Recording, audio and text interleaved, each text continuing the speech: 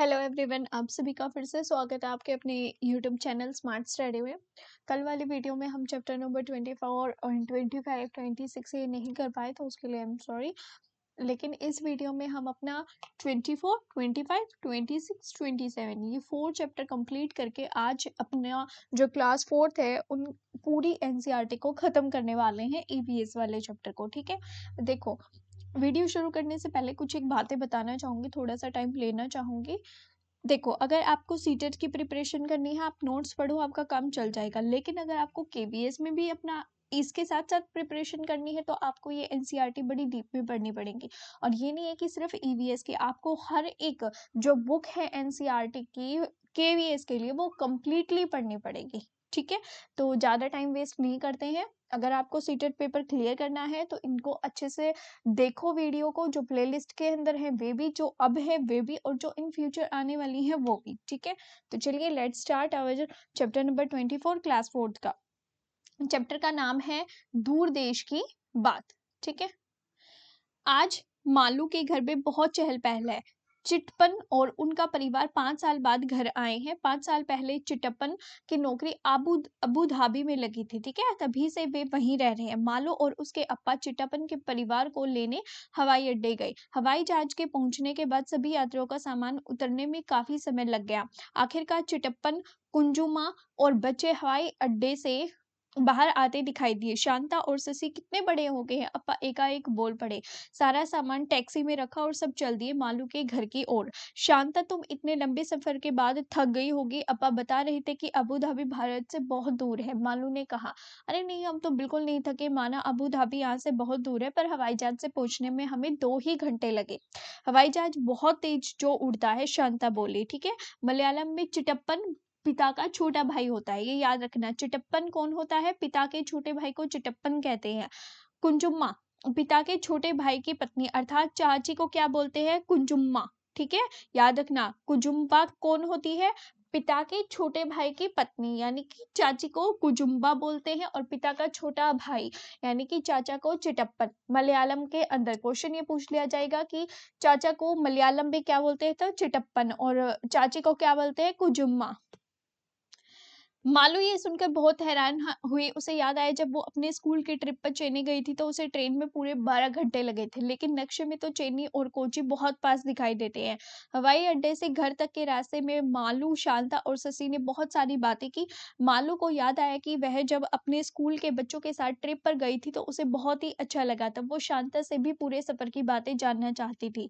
रेत ही रेत। मालू ने पूछा, क्या तुमने हवाई जहाज से बहुत सी मजेदार चीजें देखी? हाँ, ज्यादातर हवाई जहाज से बादल ही बादल दिखाई दिए, क्योंकि हवाई जहाज बादलों से बहुत ऊपर उड़ रहा था। इससे पहले कुछ समय तक तो नीचे रेत ही रेत दिखाई दी, पर रेत का रंग बदलता रहा, कभी सफेद, कभी भूरा, तो कभी पीला, लाल या काला।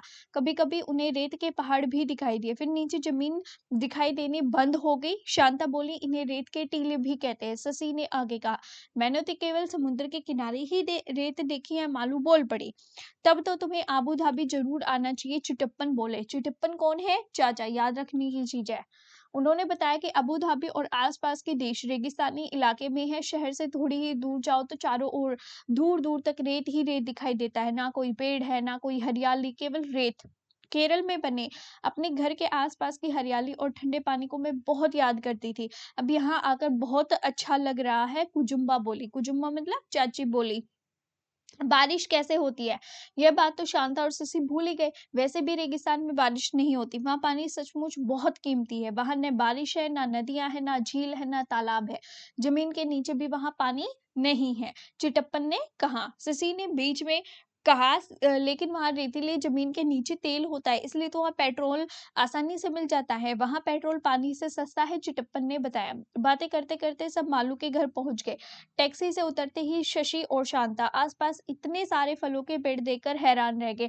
कहीं नारियल का पेड़ है, कहीं केले, पपीते, सुपारी, कटहल, कितनी ही तरह के पेड़ है। शशि बोली, अबू धाबी में तो सिर्फ खजूर के पेड़ ही दिखाई देते हैं, क्योंकि वही एक ऐसा पेड़ है जो वहां उग सकता है। तो आपसे पूछ लिया जाएगा कि अबू धाबी में किस चीज के पेड़ ज्यादा दिखाई देते हैं, तो खजूर के पेड़। कितने सुंदर तोहफे और फोटो। सबसे मिलने के बाद कुजुम्बा ने अपने बैग और अटैची खोली। वे सभी के लिए तोहफे लाई थी और खजूर वे मीठे मीठे और स्वादिष्ट। शशि ने मालू को अबू धाबी में चलने वाले नोट और सिक्के भी दिखाए। शांता ने बताया कि वहां अलग तरह के रुपए होते हैं जिन्हें हम दिरहम कहते हैं। तो अबू धाबी में जो चीजें होती है उसको आप क्या बोलते हो? दिरहम। उन पर वहां की अरबी भाषा में कुछ लिखा होता। उन्होंने अपने घर और आसपास की जगहों की तस्वीरें भी दिखाई। चिटप्पन ने मालू को एक ग्लोब निकाल कर दिया। बोले, मालू ढूंढो अबू धाबी कहाँ है और केरल कहाँ है। सब बच्चे ग्लोब पर अलग अलग जगह ढूंढकर मजे लेने लगे। मालू ने चीनी और कौची भी ढूंढा। शाम को बरामदे में बैठे सभी ठंडी ठंडी हवा का मजा ले रहे थे और अबू धाबी की तस्वीरें देख रहे थे। बहुत ऊंची ऊंची इमारतें और उनमें बड़ी शीशे की खिड़कियां। उनको देखकर मालू झट बोली, इन खिड़कियों से कितनी ठंडी हवा आती होगी। चिटप्पन बोले, अबू धाबी में खिड़कियां खोलने का तो सवाल ही नहीं उठता। बाहर बहुत ही गर्मी होती है। ज्यादातर जगह तो एयर कंडीशनर चलते हैं। गर्मी की वजह से वहां के लोग ढीले ढाले जो सूती कपड़े होते हैं वो पहनते हैं। ये देखो इस तरीके के, और पूरा शरीर और सिर भी ढक कर रखते हैं। इससे वे तेज धूप से बच जाते हैं। मालू को वहां की तस्वीरें देखने में बहुत मजा आ रहा था। उसे कितनी सारी नई नई बातें भी सुनने को मिल रही थी। वह हर तस्वीर से अपने शहर की तुलना कर रही थी। उसने सोच लिया कि वह अब अबू धाबी की एक रिपोर्ट भी अपनी कक्षा के लिए तैयार करेंगे। ठीक है, ये चर्चा करना और लिखना है, ये आपके काम की कोई चीजें नहीं है। यहाँ पे भी ये कौन से नोट है, नोटों पर किसकी तस्वीर है, ये इंपॉर्टेंट है, ये देखते रहना। ठीक है, ये तुमसे क्वेश्चन पूछ लिया जाएगा कि भाई 10 रुपए के सिक्के पर कौन से नोट की है, 20 रुपए के पे कौन सी है, 100 की है, 200 के पे, 500 के पे। ठीक है, ये सिक्के देख लेंगे, सिक्कों के बारे में पूछ लेंगे। ठीक है, आई होप आपको वीडियो पसंद आ रही होगी। तो अब हम चैप्टर नंबर कौन सा करते हैं? 25। लेसन नंबर 25, चटपटी पहेलियां। कूटी जाती पीसी जाती भोजन तीखा खूब बनाती, खाने में जो ज्यादा डल गई तो फिर मुंह से निकली सीसी, आंख नाक से निकले पानी, याद दिला दो सबको नानी, सोचो सोचो कौन हूं मैं, जल्दी बोलो कौन हूं मैं, तो वो है लाल मिर्ची। कूटी जाती पीसी जाती खाने में पीला रंग लाती, तेल में मुझे मिलाकर दादी, चोट लगे तो झट से लगाती, सबकी चोट को ठीक कराती, इसलिए मैं सबको भाती, सोचो सोचो कौन हूं मैं, जल्दी बोलो कौन हूं मैं। तो ये कौन है? आपकी हल्दी। ठीक है, काले काले मोती जैसी छोटी सी गोल हूँ, बारीक पीसी अदरदरी में, तीखे स्वाद वाले हूँ, मीठे और नमकीन में दोनों में ही डाले जाते, सोचो सोचो कौन हूँ मैं, जल्दी बोलो कौन हूँ मैं। तो ये शायद काली मिर्ची। मैं पतला सा हूँ, छोटा हूँ, भूरा भी हूँ और काला भी हूँ, गरम घी और तेल में मैं खुशबू फैलाता हूँ, दही और जलजीरे में भून कर डाला जाता हूँ, सोचो सोचो कौन हूँ मैं, जल्दी बोलो कौन हूँ मैं। तो ये आपका तेज पत्ता है। हरे रंग की जीरे जैसी ठीक हाजमा रखती हूँ, खाने के बाद मुझे खाते में मुंह का स्वाद बढ़ाती हूँ, सोचो सोचो कौन हूँ मैं, जल्दी बोलो कौन हूँ मैं। तो ये है शायद आपकी इलायची। कील जैसी दिखती हूँ पर मैं एक कली हूँ, चॉकलेटी भूरे रंग की, तेज खुशबू वाली हूँ, जब दर्द होता दांत में तब मुझे रखते दांत में, सोचो सोचो कौन हूँ मैं, जल्दी बोलो कौन हूँ मैं। तो ये है आपकी लौंग। ठीक है, किन्हीं दो मसालों के नाम और पहेलियां वगैरह है, ये आपके किसी काम के नहीं है। नमकीन और दोनों चीजों में डाली जाती, इनसे आपके क्वेश्चन कर लेंगे। ठीक है, वो मैंने आपको बता दिया, मसाले सूंघ कर बताने हैं। ये देखो आलू आमचूर वाले हैं। ये कोई लेसन आपका कोई इतना इम्पोर्टेंट था नहीं। अब हम चलते हैं अपने चैप्टर नंबर 126 के अंदर। ये आपका चैप्टर बहुत ही ज्यादा इंपॉर्टेंट रहने वाला है। चैप्टर नंबर है 4th क्लास का 26, फौजी वहीदा। क्या तुमने इनकी फोटो कहीं देखी है? ये है लेफ्टिनेंट कमांडर वहीदा प्रिज्म। ये भारतीय नौसेना में डॉक्टर हैं और नौसेना के समुद्री जहाज पर काम करने वाली गिनी चुनी महिलाओं में से एक है। ये पहली महिला है जिन्होंने एक पूरी परेड की कमान संभाली थी। आपसे क्वेश्चन पूछ लिया जाएगा कि पूरी परेड की कमान किसने संभाली थी, तो फौजी वहीदा ने संभाली थी। किसी भी सेना में ये बहुत ही बड़ी बात मानी जाती है। तुम्हारी इस किताब के लिए हमने उनसे एक खास बातचीत की। आइए उनसे उनके पर्सन जो हैं या उसे पढ़ते हैं, जो पर्सन पूछे गए थे। तो पर्सन है वहीदा, आप अपने बचपन और स्कूल के बारे में बताइए। तो ये है थन्ना मंडी नाम के एक बहुत ही छोटे से गांव है। क्वेश्चन पूछ लिया जाएगा कि ये जो आपकी वहीदा प्रिज्म है ये कौन से गांव से रिलेटेड है, तो ये थन्ना मंडी से है। यह जम्मू कश्मीर के राजौरी जिले में है। आपसे क्वेश्चन पूछ लिया जाएगा कि ये जम्मू कश्मीर के थन्ना मंडी जो गांव है आपका, वो जम्मू कश्मीर के किस जिले से संबंधित है, तो राजौरी, और कहाँ है, जम्मू कश्मीर में। सरकारी स्कूल से इन्होंने पढ़ाई की है। मेरे गांव की कई लड़कियां इसी स्कूल में पढ़ती थी, पर वे इसके बाद आगे के बारे में कुछ नहीं सोचती थी, लेकिन मैं तो कुछ बनना चाहती थी, हमेशा आगे बढ़ना चाहती थी, मुझे आगे पढ़ने की इच्छा थी और मैं 10वीं की पढ़ाई पूरा करना चाहती थी। उस समय ये हमारे इलाके के लिए एक नई बात थी। इसके कारण मेरे मम्मी पापा को बहुत मुश्किलें आई, यहाँ तक कि हमें गांव भी छोड़ना पड़ा। तब हम नाना जी के घर राजौरी में रहे, मेरे 12वीं भी वहीं से की है। तो आप पहले से कहीं कुछ अलग सोचती थी, पहले से ही कुछ अलग सोचती थी? तो वहीदा ने बोला, जब मैं बहुत छोटी थी तभी से कुछ अलग करना चाहती थी। मुझे मोटरसाइकिल चलाने का बहुत शौक था। हम 3 बहनें हैं। पापा भी ये सोचते थे कि हम तीनों बहनों में से एक डॉक्टर बने, एक वकील या पुलिस में जाए और एक बच्चों को पढ़ाए। तो मैं भारतीय नौसेना में डॉक्टर बन गई और मेरी बहन जम्मू पुलिस में है। तो पर्सन आप डॉक्टर कैसे बनी? इसके लिए मैंने बहुत मेहनत की थी। मेरे दोस्तों और घरवालों ने भी मेरी बहुत मदद की है। मैंने जम्मू मेडिकल कॉलेज में दाखिला पाया, वहाँ मैंने पूरे 5 साल पढ़ाई की और एमबीबीएस की परीक्षा पास की। पर्सन आप सेना में कैसे आए? आपके घरवालों ने आपको नहीं रोका? तो वहीदा बोलती है, अरे नहीं, उन्हें तो लगता था कि यही नौकरी मेरे लिए सबसे अच्छी है। जब मैं बहुत छोटी थी तब अपने गाँव में फौजियों को देखती थी। मेरा मन करता था कि मैं भी उन्हीं की तरह बनूँ। ये मेरे लिए एक बहुत ही बड़ा सपना था। स्कूल के समय में मैं कैंपों में भी जाती थी, पहाड़ों पर चढ़ती थी और गर्ल गाइड भी थी। डॉक्टर बनने के बाद सेना में भर्ती होने के बाद मेरा एक इंटरव्यू हुआ था। उसने मुझे चुन लिया, उसमें मुझे चुन लिया गया और मेरी 6 महीने की ट्रेनिंग भी हुई थी। ठीक है? ये देखो, बच्चों को भारत की तीनों सेनाओं के बारे में जानकारी देनी है। फौजी परिवार से आने वाले बच्चों की मदद ली जा सकती है। ये क्वेश्चन इतना इम्पोर्टेंट नहीं है। प्रश्न आता है, अच्छा तो आप नौसेना में क्यों आई? नौसेना में तो समुद्री जहाज़ों पे रहना पड़ता है ना? तो वहीदा बोली, मुझे घूमने का बहुत शौक है, मेरा दूर-दूर जाने का मन करता है। मैं पहाड़ वाली जगह पर पैदा हुई हूँ। अब मैं समुद्र में काम कर रही हूँ, बहुत अच्छा लगता है। बहुत कम महिला अधिकारियों ने जहाज पर काम किया है, मैं उन्हीं में से एक हूँ। पहले नौसेना में महिलाएं जहाजों पर नहीं जाती थी, जब मौका दिया गया तो मैंने खुद ही आगे बढ़कर अपना नाम दिया। मैं तो पनडुब्बी में भी जाना चाहती हूँ। मैं हर ऐसा काम करना चाहती हूँ जो लोग सोचते हैं कि महिलाएं नहीं कर सकती। अभी तो महिलाओं को पनडुब्बी में जाने नहीं दिया जाता। जब भी मौका मिलेगा मैं जरूर जाऊंगी।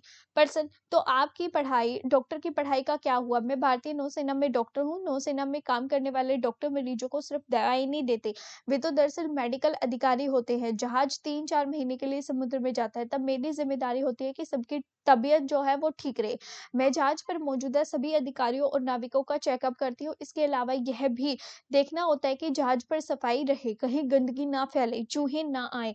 गंदगी और चूहों से बीमारियां फैल सकती है। इसके अलावा मैं सबको इसकी तैयारी करवाती हूँ कि वे मेडिकल इमरजेंसी में क्या करेंगे अगर कोई ऐसी दुर्घटना हो जाए, जैसे कि आग लगना। तब जहाज पर ऐसी बातों के लिए तैयार रहना होता है। क्या जहाज पर अस्पताल होता है? तो नौसेना के हर जहाज पर फर्स्ट एड दी जाती है। जहाज पर एक डॉक्टर और 2-3 सहायक होते हैं। जरूरी दवाइयां और कुछ मशीनें भी होती हैं। ये सब एक छोटे से कमरे में रखी रहती हैं। क्वेश्चन आता है, आपने जब परेड की टुकड़ी का नेतृत्व किया तब आप ऐसा करने वाली पहली महिला बनी, इसके लिए आपने बहुत मेहनत की होगी। तो वहीदा बोली, 3 साल तक मेरी परेड देखने के बाद मेरे अधिकारियों ने मुझे ये मौका दिया। मुझे लगा कि मेरे अधिकारियों ने मुझे चुना है, मुझ में विश्वास दिखाया, इसलिए मैंने बहुत ही लगन से परेड का अभ्यास किया था। तो परेड के बारे में वो कुछ बताइए, पूछते हैं उनसे। तो वहीदा बोलती है, जब परेड होती है तो पीछे 4 टुकड़ियां चलती हैं। पूरी परेड में 36 निर्देश देने होते हैं। देख लो, पूरी परेड में कितने निर्देश देने होते हैं? 36। कितनी टुकड़ियां होती हैं? 4 टुकड़ियां। निर्देश इतनी जोर से देने होते हैं कि सबसे पीछे वाली टुकड़ी के लोग भी सुन पाए, देखने वाले तक भी आवाजें सुने जो मैदान के दूसरी तरफ बैठते हैं। यानी कि इतनी तेज आवाज में आपको बोलना पड़ता है। तो ये देखो, अपना जोश भी बढ़ाओ पेपर के लिए। पर्सन 4 टुकड़ियों के आगे चलते हुए आप घबराए नहीं? तो वहीदा बोली, घबराहट तो नहीं थी, पर यह है कि 36 बार चिल्लाकर निर्देश देने होते हैं, एक भी भूल जाओ तो पूरी परेड गड़बड़ा जाती है। मैंने पूरा 1 महीना सुबह शाम अभ्यास किया था। परेड तो मैं स्कूल में भी करती ही थी। आपके नाम में जो ये शब्द प्रिज्म है, इसका मतलब बताइए। तो ये नाम मेरे पापा ने मुझे दिया था। प्रिज्म जो है वो ऐसा कांच होता है जो 7 रंग दिखाता है। इंपॉर्टेंट है, प्रिज्म क्या होता है? एक ऐसा कांच होता है जो आपको 7 रंग दिखाएगा। वे चाहते थे कि मैं भी इसी तरह अपनी पहचान बनाऊं, इसलिए उन्होंने बचपन से ही मुझे ये नाम दिया है। ठीक है, ये इंपॉर्टेंट क्वेश्चन आ गया आपके, इतने इंपॉर्टेंट नहीं है, ये देख लो। जैसे कि परेड दाएं दिखेगी, दाएं देख, परेड हिलो मत, खुली लाइन चल, निकट चल, लाइन चल, इस तरीके के निर्देश होते हैं। ये आपका लेसन हो चुका है कंप्लीट। अब हम चलते हैं अपने क्लास 4th के लास्ट वाले चैप्टर में, चैप्टर नंबर 27 के अंदर। तो आपका आखिरी चैप्टर है कोशिश हुई कामयाब, चुस्किट का सपना। चुस्किट के लिए आज बहुत बहुत खास दिन है, इतना खास कि उसे रात को नींद ही नहीं आई। आपके साथ भी होता होगा। जानते हो क्यों? चुस्किट 10 साल की हो गई है, पर आज पहली बार वो स्कूल जा रही है। कितने सालों से वो इस दिन का इंतजार कर रही थी। स्कूल चुस्किट के घर से बहुत ज्यादा दूर नहीं है, वहां पहुंचने के लिए बस बड़ी सी सड़क से होकर झील के साथ साथ चलते जाओ और पॉपुलर के पेड़ के पास से झील पार कर लो, फिर थोड़ी सी चढ़ाई और स्कूल पहुंच गए। लद्दाख के सिकटपो पुल गांव के सभी बच्चे ऐसे ही स्कूल पहुंचते हैं, बस चुस्किट को छोड़कर। ठीक है, चुस्किट को छोड़कर। ये चुस्किट है आपका। पहले पहले तो चुस्किट को पता ही नहीं था कि वे दूसरे बच्चों से कैसे अलग है। धीरे धीरे उसे उसे लगने लगा कि वो अन्य बच्चों की तरह सभी काम नहीं कर पाती है, और उसका कारण क्या है? उसकी टांगे। उसके जन्म के समय से ही उसकी टांगे जो थी वो खराब थी। अब देखो चुस्किट की कुर्सी। चुस्किट पूरा पूरा दिन खिड़की के पास बैठी ड्राइंग बनाती रहती थी। उसकी माँ यानी कि आमाले, क्या बोला जाता है? आमाले, कहती थी कि वह सबसे सुंदर ड्राइंग बनाती है। इससे चुस्किट खुश हो जाती थी। एक दिन उसके पिताजी आबाले, अम्मा ले, आबा ले, उसके लिए पहियों वाली कुर्सियां ले आई। चुस्किट ने जल्दी अपनी कुर्सी को आगे पीछे घुमाना सीख लिया। चुस्किट की तो खुशी का ठिकाना ही ना था। अब उसके पिताजी को उसे हर जगह उठाकर नहीं ले जाना पड़ता था। जब मन करता वो अम्मा ले से कहती कि वे उसे उस कुर्सी पर बिठा दे, फिर वह अपनी कुर्सी चलाकर बाहर आंगन में आ जाती थी। ये इस टाइप की। चुस्किट हर सुबह बच्चों को देखती थी। बच्चे हंसते खेलते मजे करते हुए स्कूल जाते थे। उसका भी मन करता था कि काश वो भी उनमें शामिल हो जाए। तो एक दिन अब्दुल उसके घर चिट्ठी पहुंचाने आया, तो उसने पूछा, चुस्किट तुम स्कूल क्यों नहीं आती?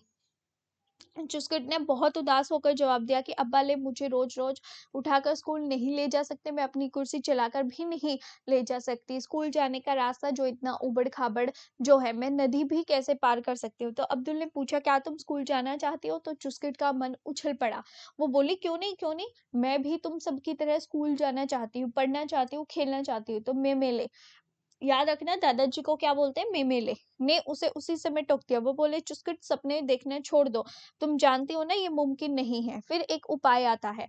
अब्दुल चुस्किट के घर से चला गया। तुरंत वह उसके बारे में सोचता रहा।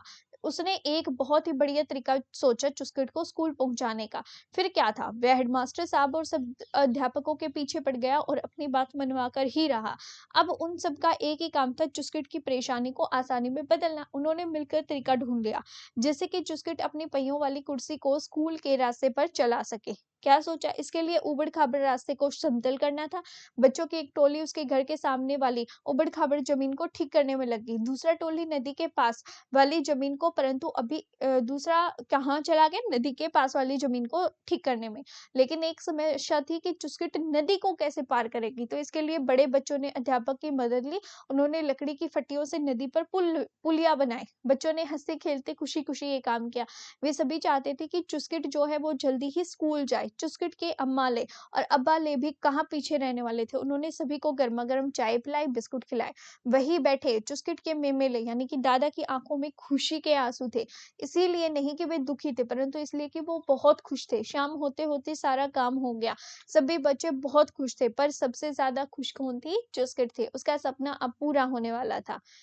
और आज वह दिन आ ही गया कि चुस्किट जल्दी जल्दी तैयार हो रही है स्कूल जाने के लिए। वह अब और इंतजार नहीं कर सकती है। ठीक है, ये चुस्किट का रास्ता है स्कूल, उसका स्कूल। ठीक है, बस यही था आपका। अब आपकी क्लास नंबर 4th हो चुकी है बिल्कुल पूरी तरीके से कंप्लीट। जो हम अपनी नेक्स्ट वीडियो में लेके आएंगे वो रहेगी आपकी क्लास 5th का चैप्टर नंबर 1। ठीक है, उसके सिलेबस के बारे में बताया जाएगा, उसके लेसन्स वगैरह करवाए जाएंगे। तो लेट्स स्टार्ट। Okay bye. अगर वीडियो पसंद आई हो तो please like share and subscribe. Thank you very much. Bye bye.